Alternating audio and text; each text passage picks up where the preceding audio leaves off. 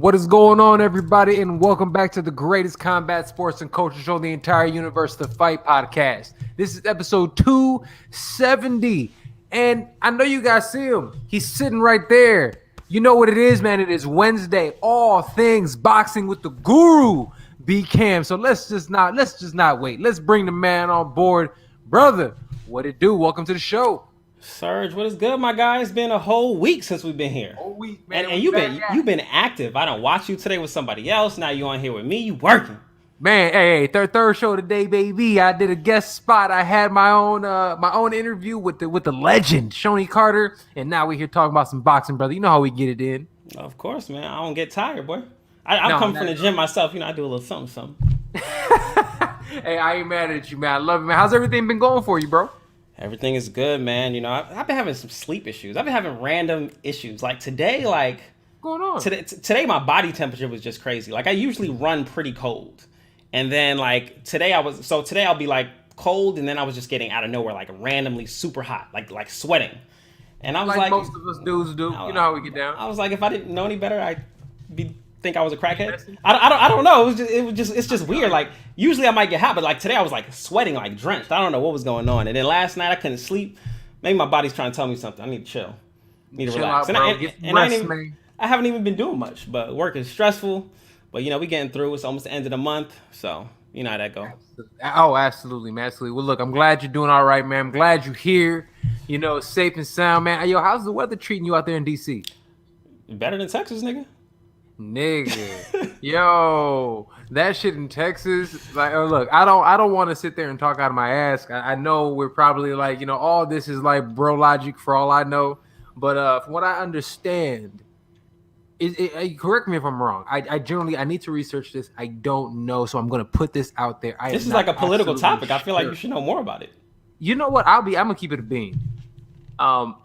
Since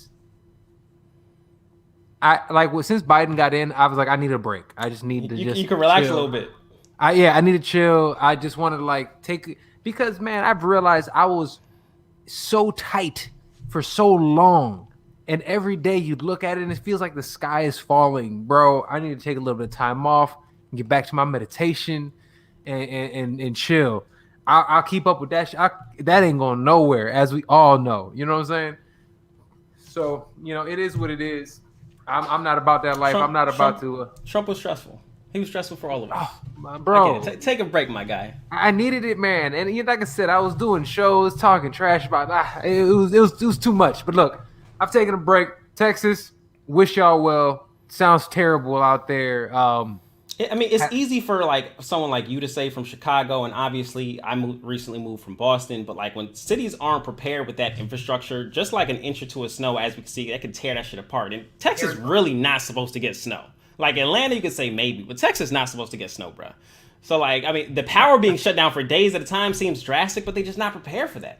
They probably better prepare for like a horrendous tornado than they be prepared for 2 inches of snow. Absolutely. And here's the thing, man. It's so cold. And CNN just had a thing where in the building, these fools literally had like icicles, stalactites and stalagmites and shit in the damn hallway of somebody's building. It is cold out there, man. They don't have power. That's wild. Not having power in the cold, that's wild. Crazy. Nah. Yeah. So look, prayers up to them. Hope everybody does all well. You know, is safe out there because that is unfortunate to say the least. Anything else going on, bro? Like I said, before we jump into it, because like I said, we have some fights to get into. Let's get into it. It's a lot of mid carders, but it's busy. Right. It's busy with mid carders. But I love this. This is what it needs to be more regularly, man. Like I said, we look at the UFC all the time. We look at MMA. There's so many of these little like mid card good guys, but they're not like the biggest names. They're kind of those in between. Are they prospects? Are they real dogs? You know what I'm saying? Good fights all around. But this past weekend we had a couple big upsets. We had a couple people that have surprised us in the past miss weight and damn near lose fights. Let's talk about it all. Let's go ahead and start with the card on DAZN. There were 2 cards on DAZN. Let's talk about the first big upset. Let's talk about the first big upset. Brother, the floor is yours. Yeah, so you had Josh Warrington, who I guess had vacated his title to take this fight to get and I think he vacated his title so he wouldn't have to face I forget the guy's name at this point in time. And he's I think the guy is good too. I'm not sure if he fought him already, but I'm drawing a blank here on what his name is. Kid Galahad. So I think he vacated his belt so he wouldn't have to fight Kid Galahad, and I think he was trying to set himself up. Kid Galahad's good too. He is. He was trying to set him, and I think I want to say he might have fought Josh Warrington before, and that was the fight that he just got out with maybe a gift decision. But they fought this weekend. So Josh Warrington takes his fight against Lara, relatively unknown, and he did. Josh Warrington already beat Kid Galahad, who debatable decision, controversial, not a robbery by any means. Right. I don't think he wanted that fight again because Kid Galahad was pretty good, as he found out. So then he takes on Mauricio Lara. Mauricio Lara, relatively unknown fighter out of Mexico. Guy don't even have a Wikipedia page. He probably we know who he is now. He probably overlooked him, but I don't like it. It didn't seem like a lack of preparation. It just seemed like a guy that Warrington thought that he could just trade with. Like, I'm better than him. I can walk through him, and that motherfucker could punch. He can punch. He can crack. Whoever his next opponent in there, hey, probably shouldn't get in there and trade with the man. That nigga has power. He has power in both hands. And we saw it most in the 4th round when he really, really hurt Warrington. And that brings about a debate about fight stoppages. Who should fight to stop the fight? Is it the corner? Is it the referee? So the 4th round, he gets hurt bad. Stumbles back to his corner at the end of the round. But he makes it back to his corner, comes back, takes a little bit more punishment. He wasn't getting like kill, but he was clearly getting beat up for around five rounds. It gets brutally knocked out in round 9. Tough loss for him. Huge upset. 12-1 underdog was Mauricio Lara, and he put on a show. Josh Warrington didn't make any excuses after the fight, and I do think he'll be back. But, the prolonged nature of that beating from round 4 to round 9, that's the type of fight that takes something out of you. And you got to wonder what it's going to look like in the future for a guy like that. But, he puts on some exciting fights. I hope he makes it back. But for Mauricio Lara, the future's exciting for him. I think a guy like him would probably be a good fight with Tug Nyambar. Remember he fought Gary Russell? Oh, yeah. That'll be a good fight. I think that'd be a nice little action fight. But I mean, there's talent in that 126-pound division. So there is. I mean, he can definitely make. I think there's more talent there than there has been in a very long time. I mean, I feel like I tell people, and you and I have talked about this before. Boxing right now is pretty good from literally the 120s all the way up to heavyweight right now. It's some solid people at each weight class. So let me ask you about this one, man. Transitioning a little bit. I had a question. Yeah, who is the onus on to stop the fight? Is it on? Do you put the onus? If you had to choose, death is not an option. You put the onus on the referee, or you put this onus on the corner. It's a referee's job. Obviously, it's the corner. It is your job to protect your fighter at all costs. You know what I mean? So it is the corner's job. But if the corner is not doing it, it needs to be the referee. So to answer your question in a roundabout way, it's the corner's job to stop the fight. The referee's job is to save the fighter if the corner's not doing their job. Yeah, I totally agree with you. For a bit of a different reason, just the corner is biased. They want to win the fight, so you can't depend on them always. There is occasions where you say, okay, stop the fight. But I think the onus is on the referee. And years down the line, maybe Josh Warrington is never the same. We could look back to that 4th round, look back at that referee and say, hey, like, you changed this guy's career. So seriously. Something you want to look at. I mean, it's debatable. I could see why he let the fight go on, but at the same time, the fight probably should have been. It didn't need to. Stopped. It absolutely did not need to. He gave him the benefit of who he was. Yes, I absolutely see that. And that's where you start to get and then there's fights that get stopped too quickly. That you say, hey, this is a championship fight. You're not supposed to stop the fight there. So I mean, you have to there has to be consistency. Doesn't matter if it's a championship level fight or not. We've seen enough fighter deaths over the past few years where we say, hey, we got to throw all that stuff out the window. Let him live to fight another day. Let him get home to his family, and we can move on. So moving on. Well, let me ask you about this one then, because the other big fight of the weekend is a guy that last year surprised us, or was it? Yeah, it was last year. So really surprised us. Came out there, got a huge win. Jojo Diaz goes out there, misses fucking weight. Oh wait, let's not even get there. Let's lead up to the fight. Lead up to it, please. Jojo Diaz gets a huge upset win against our guy Tevin Farmer. Yeah. So Tevin Farmer, like most champions, when they don't take a mandatory, they have a rematch clause in their contract. Very, very standard in boxing. What happens? Jojo Diaz wins the fight. He decides he doesn't want to give Tevin Farmer his rematch. He wants to renegotiate, and then COVID happened. So somehow, probably similar to what Tyson Fury did, weasels his way out of the contract, which left Tevin Farmer in a bit of a bad position. Misses weight by 3.6 pounds. You know how I feel about when dudes miss weight. Typically, when you miss weight, you have about 2 hours to see if you can make the weight. Yep. Nigga, that doesn't apply to you if you're over 2 pounds over. And so what happened is that this has happened to a couple fighters, most notably like guys like David Benavidez, where they're guys that are a little pudgier, that probably are doing a little bit more to drop this weight the week of. They don't have access to the same facilities the week of the fight. They don't have the same access to a gym. They don't have the same access to a sauna. So now it becomes a little bit difficult for the guys that maybe depend on those last few days to drop weight. It becomes a little bit more difficult for them. He claims that, hey, at a certain point, I think the day of, he was maybe like a pound and a half over, and the weight just wasn't coming off. He just decided he was going to give up. So he shows up 3.6 pounds over, but he wasn't not in shape. If you watch the fight, he was able to escape with a draw, but he had to battle back in order to do so. Also, he actually had to fight his way back into the fight. Those last 3 rounds that he won were important. Those were what got him the draw. Without all of those last 3 rounds, he doesn't win that fight. And so it's not like he wasn't in shape. And to a certain extent, maybe it was a strategic decision because Rakhmonov, he can't not take the fight. He got 15 fights in his record. I don't know when the last time he fought was. The pandemic affects everybody. He can't not take the fight. So he has to take whatever whatever little money that Diaz is going to give him. He still has to take that fight and fight a guy that's much larger than him. So I mean, maybe it was the pandemic. I mean, Diaz took full responsibility for it. I mean, like I said, he wasn't in shape, so it didn't seem like he just like it didn't seem like a guy who came in 3.6 pounds over, which is fucking egregious. Do you think it was just a miscalculation in the weight cutting process, or do you think there was something wrong? Are we looking? Is it just like he fucked up?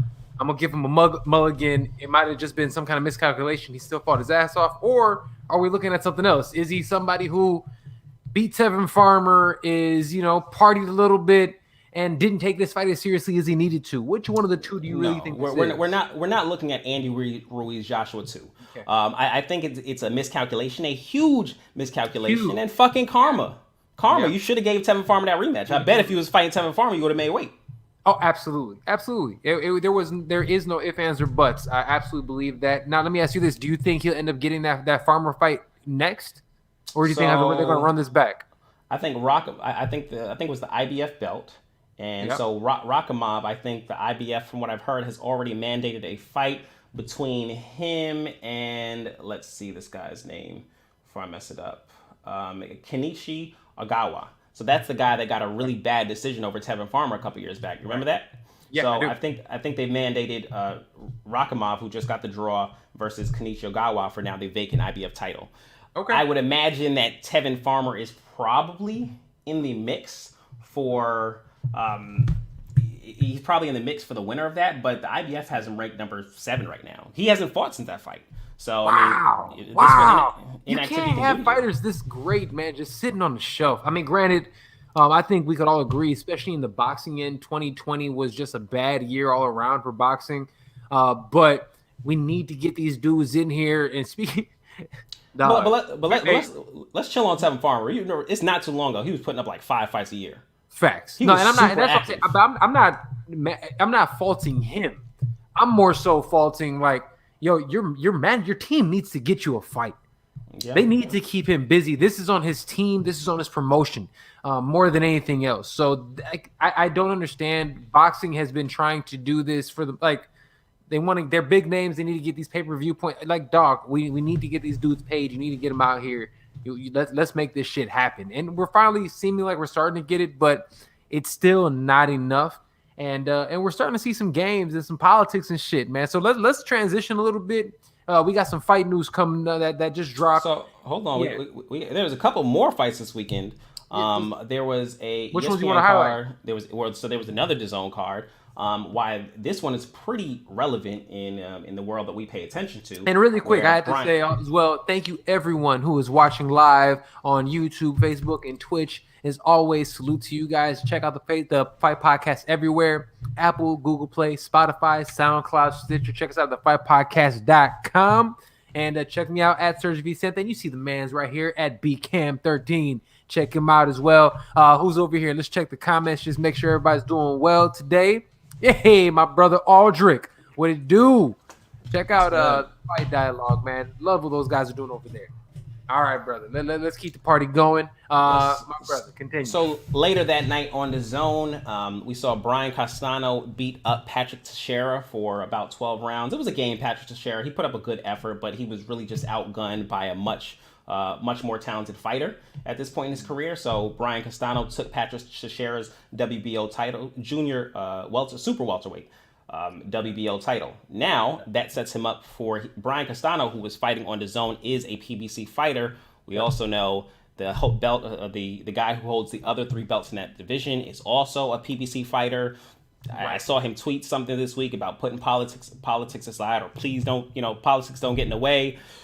This should be a pretty easy matchup to make. Brian Castano is not big enough for politics to necessarily get in the way, but he's definitely a talented fighter. He's a little bit shorter in stature, but that's going to be a tough, exciting fight with Jermell Charlo, who I think that second fight with Tony Harrison is super underrated. That, to me, that's a classic. It's a great fight. It really classic is probably a bit heavy, but it was a great fight. We can call it a modern classic. It's really one of those, like, one of the best fights of the last 2 years for sure. We can definitely say that. I mean, it was you're not going to get that many fights that are fought at such a high technical level, but also have that type of action as well. It was it was one of those fights that really had everything we wanted. I mean, everything from the drama behind it and the shit talk to a finish on the other end. I mean, those are the type of fights that really make fight fans. And we're getting guys right now, and so talking about the Charlos, Jamal is legitimately in talks. People are really throwing his name in there with Canelo within the next year or so. These are something that a couple years ago, it was just me and you talking about that shit. Now it seems like people are actually starting to, agree with us and see that, man. So there's so much great things going. But that fight, dude, with Jermell Charlo, let me ask you this about Jermell Charlo. Is Jermell Charlo top 10 pound for pound? It's crazy because Jermell Charlo is probably favored in that matchup, but it's a tough fight, and I would not be surprised to see Brian Castano upset a guy like Jermell Charlo on the card just because he's a very high activity fighter. And Jermell Charlo, he likes to fight in spurts, so if he can't get you with his power, he leaves himself vulnerable. A lot of those rounds that he didn't, where he didn't knock down Jason Rosario, he lost those rounds, even though it never really felt like he was losing the fight. It felt like he had control of the fight. However, he needs to be just a little bit more active, where a guy like Brian Castano, he's in your face throwing combinations at all time. They talk about a classic fight with him and Sergey Derevchenko in the amateurs. They said it was a straight up war, and he was actually victorious in that matchup. So he's a high pedigree fighter. Got out of that fight with Lara a couple years ago with a draw. You get out of the fight with Lara with a draw, that's a strike. That's absolutely a strike. Absolutely. Even at his older age, getting out of anything, getting close to a win with Lara, to me, that's a strike for anybody in that division. So really looking forward, hopefully this summer, this fall, to an undisputed matchup. And it's crazy to coming back to your question, that I think Jermell Charlo could potentially be an undisputed champion and not be a pound for pound fighter. So you. How is that possible, though? Especially in a weight class that is a weight class that is reckoned with. 154 is nothing to fuck with. How is somebody who could possibly be the undisputed champion in that weight class not be a top 10 pound for pound guy? Let's say he beats Brian Castano and he becomes the undisputed champion. I mean, when you look at the guys that are on the pound for pound list, who are you going to put? Who are you going to put him above? Maybe you got some of the aging fighters. Some people got Pacquiao on the list, some people got Triple G on the list, but he definitely surpasses Triple G in my opinion, especially if we look at the last few fights. Let's think of competition. Triple G's fought a couple cans his last couple times out. Yeah, Triple G he will always, for the rest of his career, he'll get the fucking bad end of the stick, because you could arguably say that he beat Canelo twice, arguably. And if he gets those 2 nods over Canelo, we talk about a the landscape of boxing is absolutely different right now. Let's call it, he made a great account of himself in both those fights. He didn't fight the trash can Sergey Derevchenko. He just had a bad night. But he got out there, and he should have lost that fight. That should not have been a win. He got out there with the win. He got the knockdown. I think he deserved the win. It was a close decision, but he did get the knockdown to help edge him. And then I think that fight with Derevchenko was closer than his second fight with Canelo. I think Canelo beat him in a wider margin than he beat Derevchenko. Bro, that second fight, bro, Triple G was landing that Usman jab all night. Now, Canelo definitely had his spots, but Triple G kept that jab in his face, and we're not talking about, a guy that without power landing that jab. That was an authoritative jab. It's that piston. Canelo's shots were a little bit more flashy, and we can go back and forth about who should have won that fight. But I mean, put some respect on Triple G's name is all that I'm saying. Regardless, you can argue. You can argue that he goes over Triple G. Pacquiao too. He's another one. As much as we love Manny Pacquiao, yes, he has a belt, but inactivity. He's not on the list, bro. He ain't fought in 2 years, bro. He's not. That's what I'm saying. You can't have him on your list. So in my opinion, we look at it.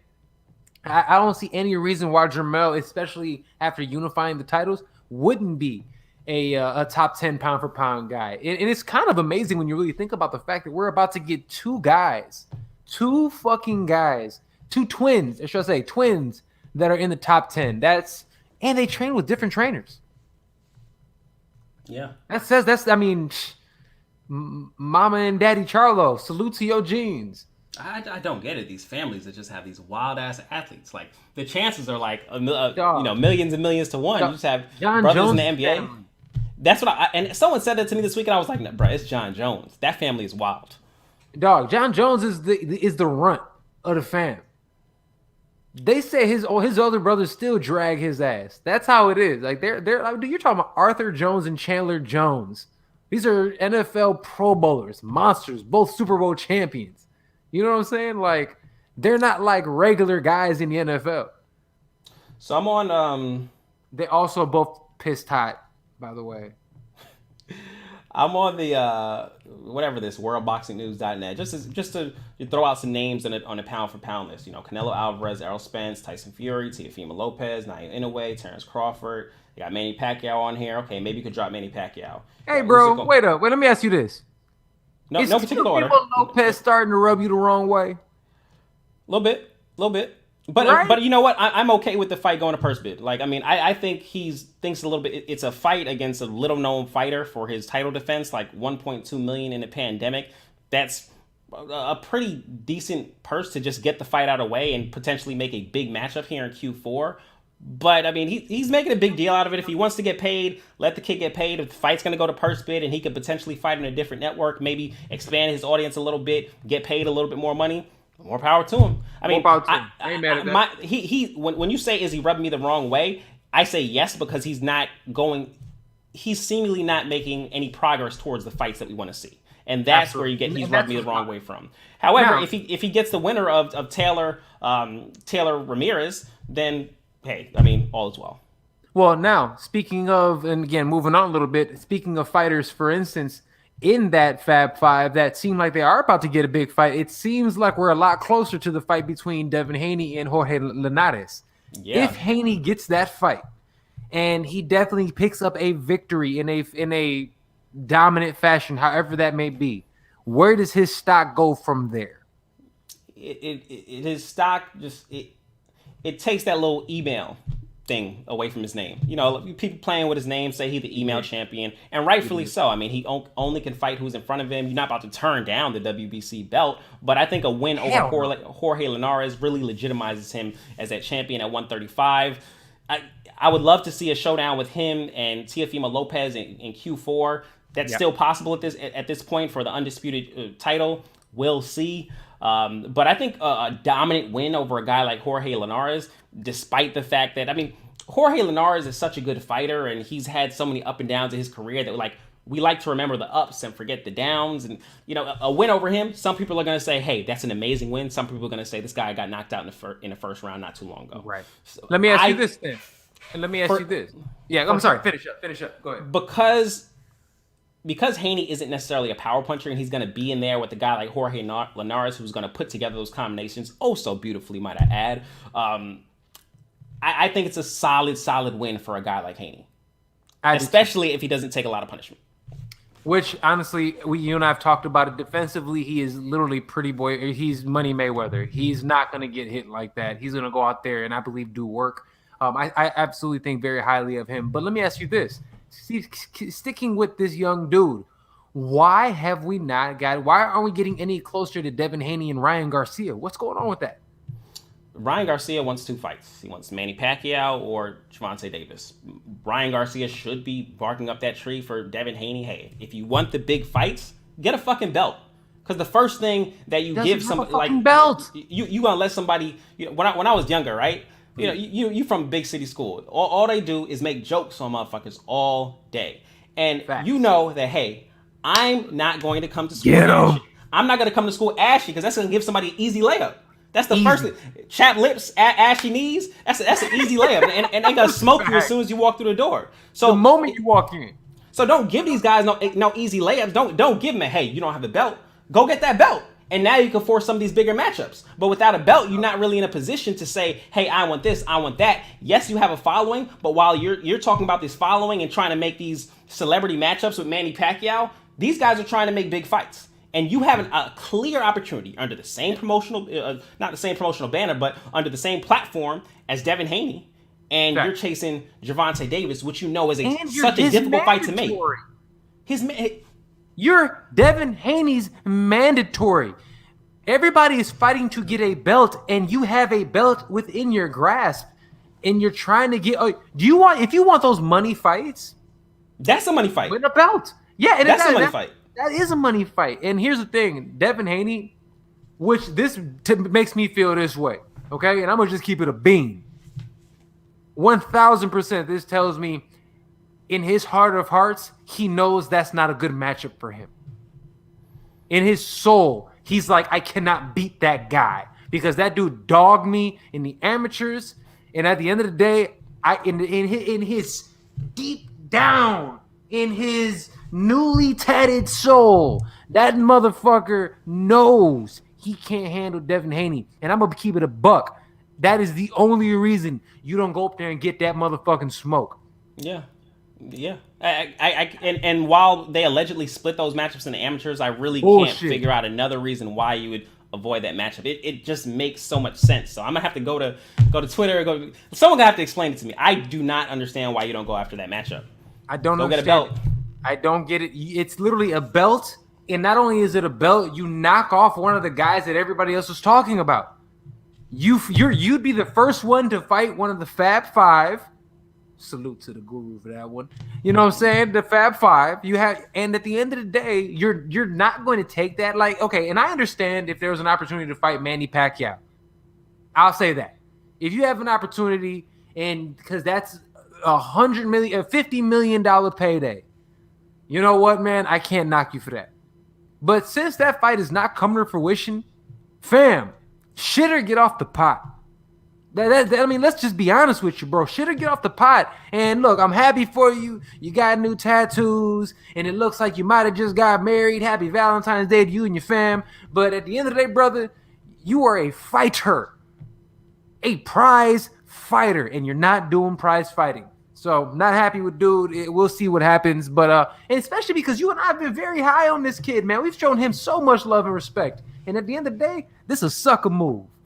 Give him some time. It's February. He fought last month. We'll see where he goes. I don't want to, I don't want to write him off just yet. I'm not writing him off. I'm just saying, if this is the trajectory in which you're going on, fam, it doesn't look good. It's not a good look. You know what I'm saying? That's the only thing. He's allowing boxing to be boxing more than he needs to be. Like, boxing will be boxing if you allow boxing to be boxing. But so you're going to go after a guy who fights under a pay-per-view model? That fights right now, he's not even fighting in your division. He's not even established in your division. Gervonta Davis has one fight at 135 pounds. We have a mandatory for the WBC title. Whatever. I don't understand it. I don't, man. But let's transition a little bit to a fight that unfortunately doesn't seem like it's taking place, and I want to get your thoughts on this because this is not the first time that Frampton is out of the Herring fight once again, bro. What the fuck happened? What are your thoughts on this? Honestly, like I kind of like Jamel Herring, but I really don't give a fuck about this matchup. Like it seemed like two older guys that really are like that are in a somewhat significant matchup because Herring has a belt. But that last fight with Herring, like I'd like to see something else before going into a fight with Frampton. I feel like I've seen him get beat up before, and I think he got beat up by Leo Santa Cruz. But I mean, who's no slouch at all. But I'm just not that excited for this matchup. It's two relevant fighters. Is why I'm watching. But I guess Frampton got some type of hand injury, so the fight got postponed, and the details for the fight were never really all that together to begin with. So we'll have to wait and see here. There's actually relevant shit going on in the 130-pound division this weekend, so we won't waste too much time here. No, not at all. Give your boy 1 second. Yeah, take your time. Yeah. Take your time. Matter of fact, while you're doing that, we have one more fight this weekend that's just notable to touch on. We have Richard Comey making his big return since that second round knockout to Teofimo Lopez against Jackson Marinez. You'll remember him. He's the guy who beat up Rolly and got a terrible decision where Rolly got awarded some random belt in boxing. But Richard Comey made his triumphant return, got a TKO in round 6, looked really good. So another name back in that 135-pound division for anybody in the Fab 5 to take on, aside from Teofimo Lopez. He's still a good name, a former champion. He will show up, put a good fight forward. So that's another good name we can start to toss around when we talk about potential fights for some of these guys if they're not going to fight each other. But this weekend, we got a lot, Serge. We got a lot this weekend, man. I'm really looking forward to it. Dude, it's been so long since we've had a good boxing weekend like this, man. Yeah, man. I mean, it's a lot, and hey, happy birthday to Serge, man. Hey, how old you gonna be? Nigga, I'll be 35. 35, bro. Whew. Dog. Grown fucking man, dog. Getting up there. You got birthday plans? It's COVID, son. Fuck no.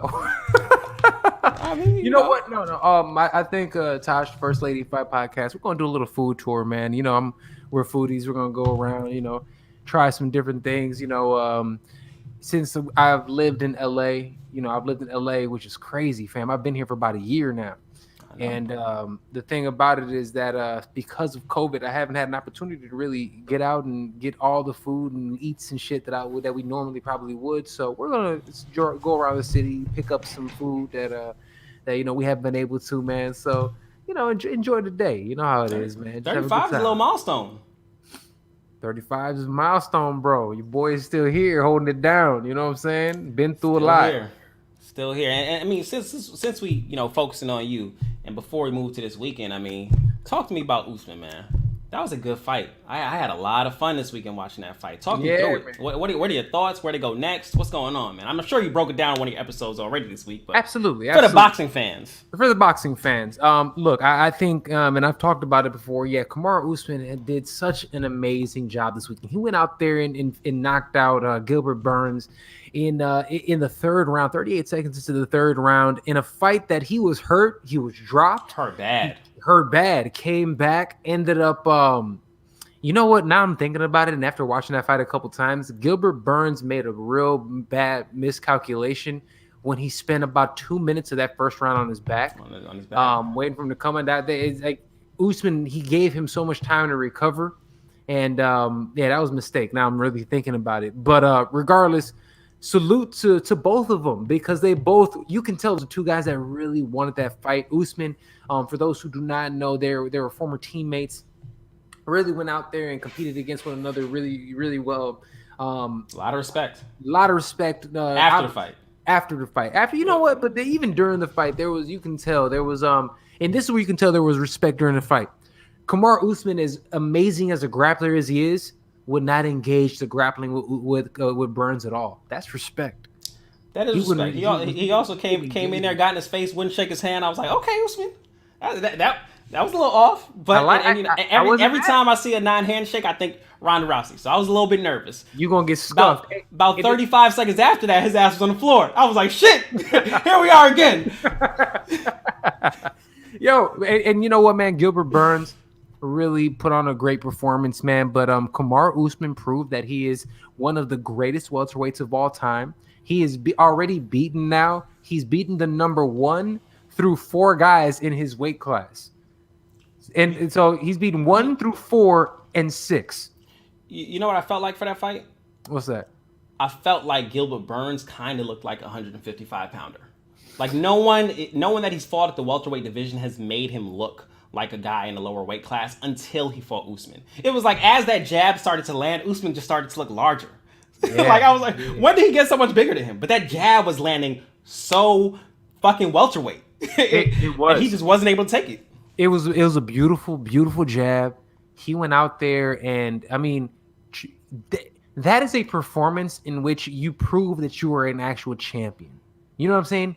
He was hurt. He was dropped. He picked himself up and then dominated. I love that shit. I think he proves he's an actual champion because it's really not much that he does better than Gilbert Burns. Like, overall, like, versatility, Gilbert Burns is probably a better... You know what he does better? Jab. He does 2 things. No. I'll be very honest. The biggest thing that made the difference, because I'll be very honest with you, Gilbert Burns is better than Kamaru Usman everywhere. Except for emotions. Kamaru Usman is an assassin. And he was able to control. He's a champion because he has a strong mind. And he was not, when he was hurt, he didn't shift. He didn't waver. And the moment Gilbert Burns had a moment of weakness, he pounced and he finished the fight. Amazing performance. The mind of a champion. Salute to that man. And got himself paid with his post-fight promo. He got himself pizzed. I think the only thing he missed, and what was a good promo, he needed to ask for that BMF belt. Like he was talking, he needed to say, Nick, that BMF belt is mine. I'm the BMF. I cleaned out my division. How you not gonna call me a BMF? Like now, I understand like you have to have a certain aura around you, and maybe Usman doesn't carry that like that aura, but like he beat up the boy twice. I'm gonna be honest with you. After this performance, I don't know who beats him in that weight class. I generally do not know who beats him. What is it, Leon Edwards? He's not there? He's not in that level? He's already beaten Leon. Oh, okay. He beat Leon when they were both coming up. Now, that was 5 years ago. So I'm sure it will be a very different fight now. I think Leon is a dog, but at the same time, I haven't seen Leon Edwards fight in 2 years, not for any fault of his own, but we haven't seen him fight because we haven't been able to get him fights. Now, think about this about Leon Edwards for people who don't know, because again, people who don't really know MMA, they hear about the name a little bit, but they don't know how dope this dude is. His last 2 fights were Rafael dos Anjos and Cowboy Cerrone. Dominated both of them. Now, here's why this is important, okay? That is important because of this. Think about it. He can't get fights with anybody else. RDA and Cowboy Cerrone are known for not turning down fights. They're just savages.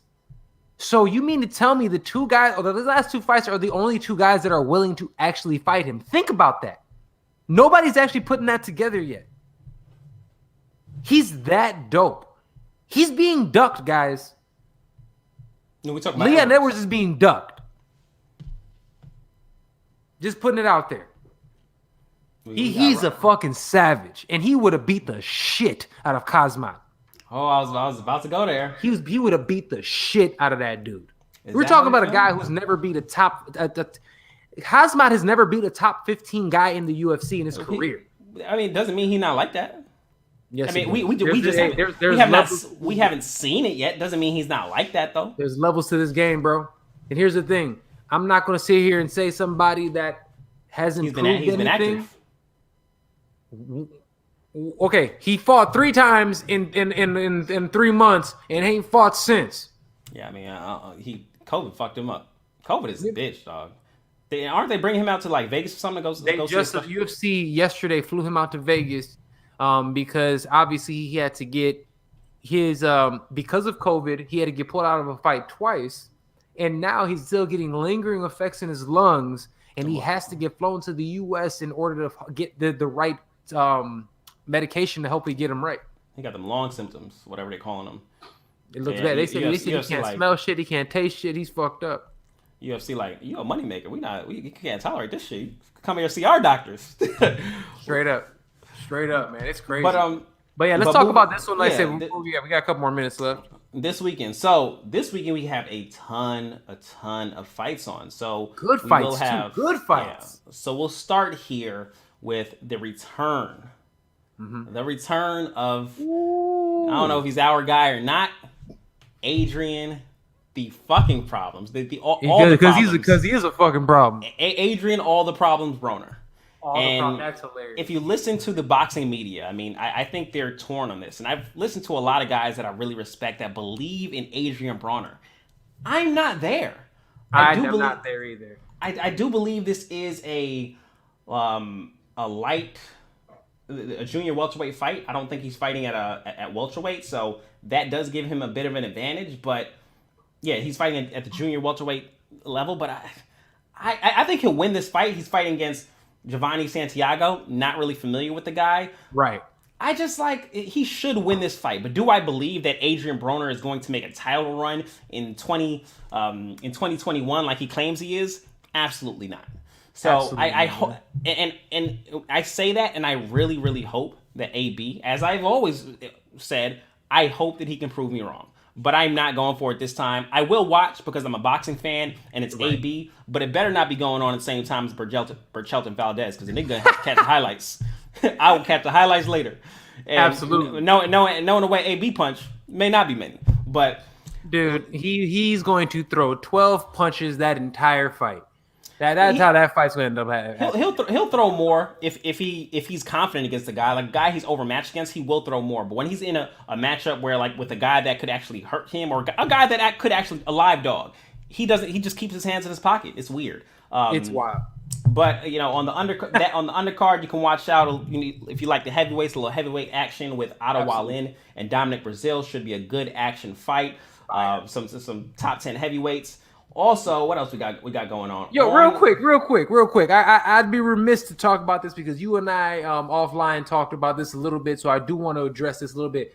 We talked about heavyweights, American heavyweights, and the only one we've had for the longest matter of fact, we didn't even talk about this today. We didn't even talk about smooth went over dude's head. I totally forgot about it.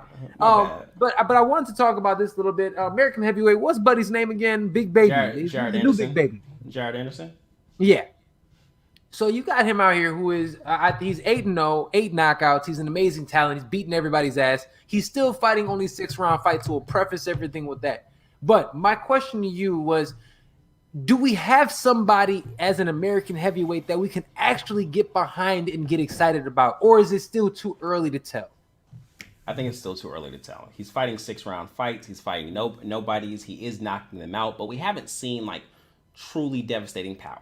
What we have seen is decent boxing IQ. Have we not seen? You said we haven't seen that type of power? I don't think we've seen devastating power. He took 6 rounds to get the guy out of there. And it was a 6-round fight. Okay. Like devastating power for a heavyweight. We not spending more than 3 rounds. I hear you. No, it makes sense. Especially at that level. Right. So I think he has power, but for the heavyweight division, devastating power, I wouldn't call it that. Also, now he's 21 years old. He's only 21 years old, has time to develop the strength. He's with a trainer that doesn't necessarily emphasize that type of fighter in K. Karoma. He has good boxing IQ, has decent footwork, those good combinations. He's 21, so he has a long way to go. I think the guy has to be like 24 before we see him in any legitimate fights. I told you I would love to see him down the line against a guy like FA, depending where FA is at that point in his career. They are both under the top ranked banner at this point in time. But Jared Anderson, he's a good little talent that came out of the pandemic. Those little top ranked cards they were doing, he fought a couple times there. So someone to look out for, but get excited and get behind. Everyone's calling that knockout of the year. Slow down, bro. I think it was a decent knock. It was good camera work. It wasn't an amazing knockout to that extent. No. I have to push back on you with that one. It was an amazing knockout, and it has to be an amazing knockout because he showed so much ring IQ. He showed so much, he showed so much skills in that one clip. He did. Everything from Quick adjustment. dude, from footwork to head movement to hand placement to readjusting the angle of the hook. All those things were extremely high level things. So for me, the only reason I'm gonna say I'm very excited about this kid is because skills pay the bills, and that kid has fucking skills. He's 6'4". He's rocked the fuck up. I'm telling you, yes, he's only in 6-round fights right now, but he's shown me enough in terms of his skills that I feel as if I can get excited about for an American heavyweight, because at the end of the day, we know how it is, man. That shit's few and far between. I'm not there yet. He's someone I will watch, but I'm not there yet. Yeah, I'm excited. And here's the thing: when I say I'm excited about him, I think you might think I'm mistaken how I feel about it. Like, I'm excited. Like, this is somebody that we can sit here and kind of like. I'm like, what's that meme with Leonardo DiCaprio? Not even a meme. In him and in Django, it's like, you piqued my curiosity. Yeah. Now you have my attention. He's piqued my curiosity. That's where I'm at with him. Yeah, he's had my attention. I'm watching him, but I wait a little bit before I really get on a hype train with fighters. Because then my heart gets involved, and combat's it's brutal. You see a guy you like get knocked out like that. Now here's the problem, bro. That's what you got to learn. And I've told you about this before, man. Yo, take your heart, bro. Put that shit out here when we doing this, man. You gotta take that. You gotta put that shit to the side, because we gotta keep it a buck. I keep it a buck, but my heart be in it. It just is what it is. I can tell you when my heart is in it, but I mean my heart be in it. A fight that my heart is not in, that I will absolutely enjoy every bit of while it lasts, because most people don't expect it to go to a decision, is going to be Oscar Valdez challenging Miguel Berchelt for his, what belt does he have? For his WBC belt. And Miguel Berchelt is the favorite in this fight. And I was doing some research this week, and it's weird because people treat Oscar Valdez as if he's not the one with the flawless record. Oscar Valdez is still undefeated. And not only is Oscar Valdez still undefeated, he has changed camps. He is training full time with, in my opinion, the best team in boxing, Team Canelo, over there with Eddie Reynoso. And I don't know if you guys have watched some of his clips, bro. His training clips. He looks good. Well, the issue. Part of the issue why people are favoring Berchelt is because he's with Team Canelo. And since he's been with Team Canelo, if you've watched him fight, he has seemed like a fighter just sort of stuck in between two styles. You won't have time for that on Saturday. Pick a style, run with it. Reynoso going to do what he do in the corner. You have to pick, because you don't have time for that. Berchelt is going to come forward. He's going to be tearing that body apart. It will be a good action fight. I mean, just not one that we want to miss. So, two Mexicans, all Mexico matchup. So, I mean, it's gonna be fun. It's gonna be great. It really is. I can't wait for this matchup. And who's your pick? Who's your pick? Oh, I'm going with Oscar Valdez. I have been such a fan of his for such a long time. I love his style. I love the adjustments that he makes. I think this fight is going to be the fight that we really see the Oscar Valdez that I think has been cooking for a while. I really do. I think this kid is an absolute beast. He's a monster. Real quick, man, everybody who's watching live on the show right now, Facebook, Twitch, YouTube, thank you guys so much. My brother Mystic Black, yes, 3 in a day. You know how we get it in. And everyone else watching, man, thank you guys so much, man. But Brandon, any other fights this weekend that we need to pay attention to? Just make sure you watch out for Elvis Rodriguez. That's a guy that we're pretty high on. My heart's not in it yet, but we are pretty high on him at this point in time. He fights at the light heavyweight 135-pound division, and he will be fighting, I think, a 6-round fight on the undercard. So make sure you watch out for that. That'll be pretty cool to see on the undercard of that Berchelt Valdez matchup. But a good weekend for boxing, and I think as we start to roll into March. Canelo fights next week, and we're really going to start to see some of the bigger names return to the sport. It's crazy, but it's not crazy. It's just 2021. It's just today's boxing environment where we think it's crazy. But when we look at boxing as a whole and the way things have been traditionally, it's not that crazy. But Floyd Mayweather changed the sport. Everybody sees that model and wants to emulate it. Canelo is just a little bit different. No boxing, no life. He missed most of 2020. He has opportunities to fight. He's going to take his opportunities. This isn't a matchup that we're looking forward to, but no one minds because he's looking to fight. He already has a fight agreed on for May. Then he's looking to fight in September. Then potentially December. If you want to if you have fights like this because it's a mandatory, whatever the case may be, no one cares. When you're Caleb Plant and you've been fighting, nothing but scrubs for the last few years, that's a big issue for a guy like me who wants to see the best fights in the game. So, but yeah, boxing is we're on a good little run right now. We're building back to some of those bigger fights. So it'll be exciting to see what March holds for us. But for this weekend, do not look past Berchelt Valdez. Will be an amazing fight while it lasts. I love it, man. It's gonna be a good one, man. I think that's about all the time we have for today, man. That's a good one. We got a fucking good one in, my G. We got it under an hour. Yeah, man. Real quick, last thing before I didn't have the edible this week. The edible was kicking my ass last week. I was like, hey, all right. Well, let me ask you this before we get you up out of here. Have you listened to that new Nipsey and Jay-Z? Yeah. What are your thoughts? I listened to it. Good song. I might like the EPMD song with Nas a little bit better because I've listened to the album a good little bit. Album's sick.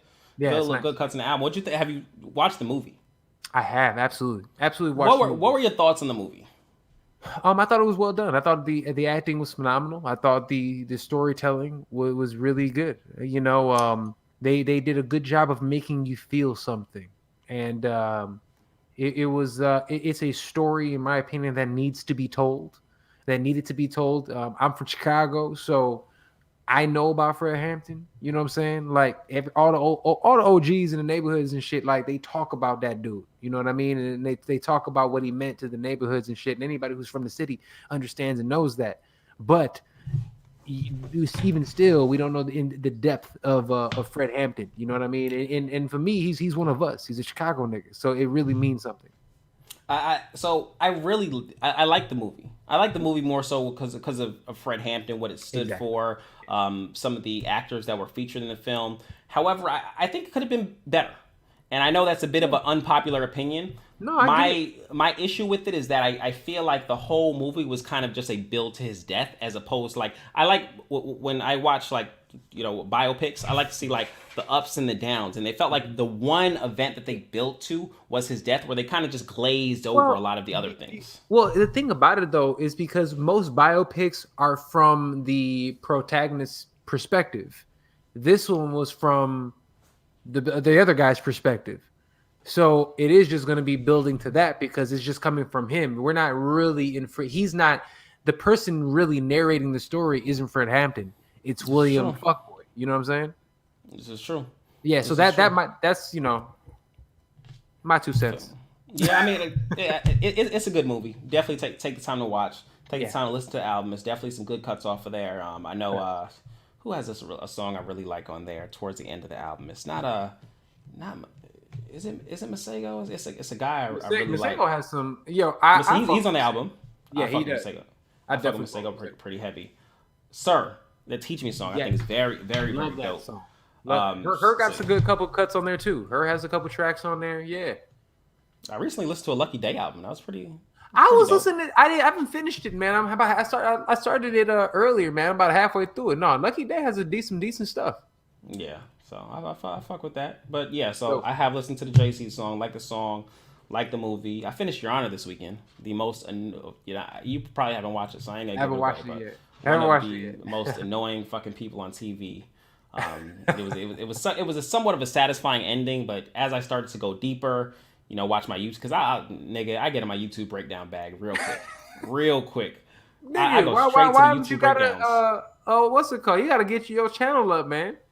I don't make them, nigga. I just watch them. Oh, I'm about to start doing some. Oh no, I'm not that good. I need a YouTube breakdown because I feel like the way we watch TV today, niggas be high, we be on our phone, scrolling Instagram. It's just so many of the details that we miss. So watching a YouTube breakdown really allows you to appreciate the content that you're watching. So I was in my bag today with my so I watched the Your Honor breakdowns, and then realized, like, there were a lot of loose ends that didn't get tied up, and while it was an amazing show, it did have its flaws.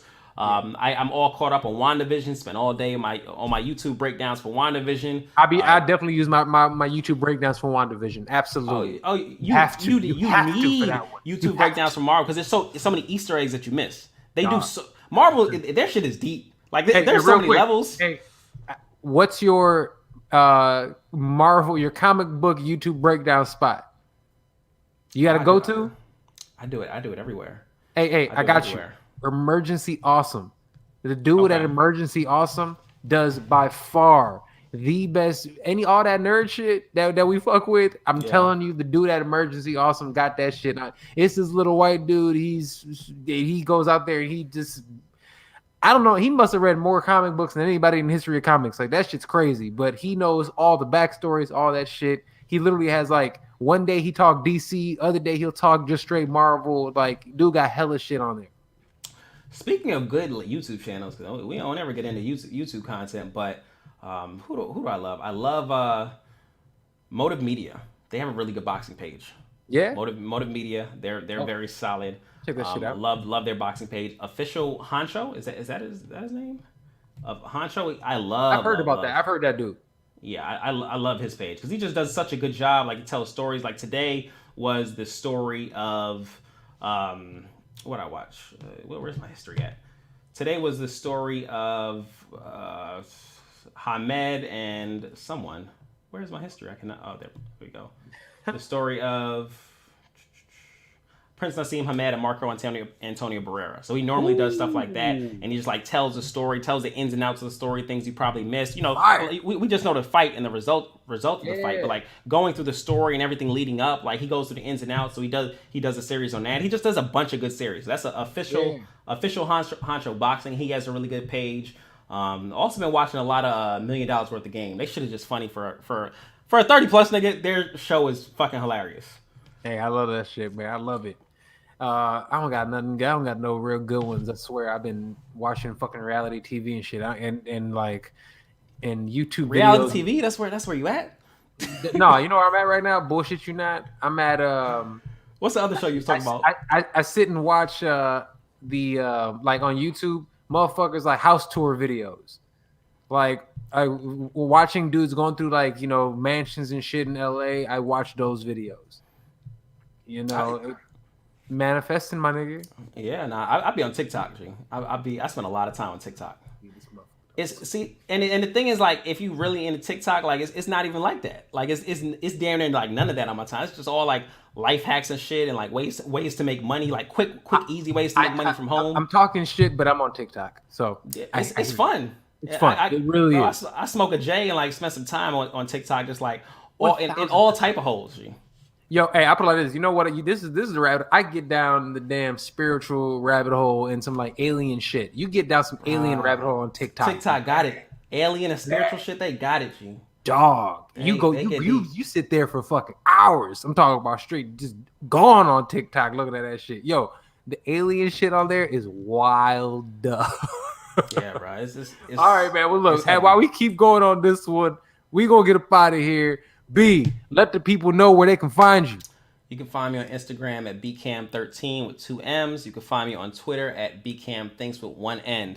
I'm sorry. But Serge, thanks for having me per the usual. We will always be back here talking this weekend, talking Canelo. Yeah, man, have a good week, bro. Have a good birthday. We'll talk for your birthday, but I mean, happy birthday. 35. That's huge, man. We out here. We making it happen, man. And as always, my brother, I appreciate you. To everybody else, this is episode 270. All things boxing with the guru. That man right there. Oh, you know what I'm about to go do? It is 9:25. I'm gonna take my ass. Actually, my line brother lives in the same complex. I'm gonna watch that Serena and Osaka. Comes on at 10 p.m. Oh, yeah, I watch that too. Shit, that's what's up. Well, content. Let's make that happen. Shout out to black women. I think Osaka's gonna win. Those queens. I do too. I think she gets it. Yeah, we'll see. All right then. Well, look. Without further ado, real quick, I know I've talked about it a little bit today, but myself and our brother from Darnell Giovanni from Mystic Black has started an all MMA podcast called Brothers in Combat. It's a fantastic show we're starting. It'll be starting the week of March 1st, leading up to the Adesanya card. So I can't wait to talk about that. More on our timeline. But without further ado, SERG VICENTE, the Fight Podcast, my brother right here. Bcamm the Guru. Love you guys. We'll see you next time right here on the show.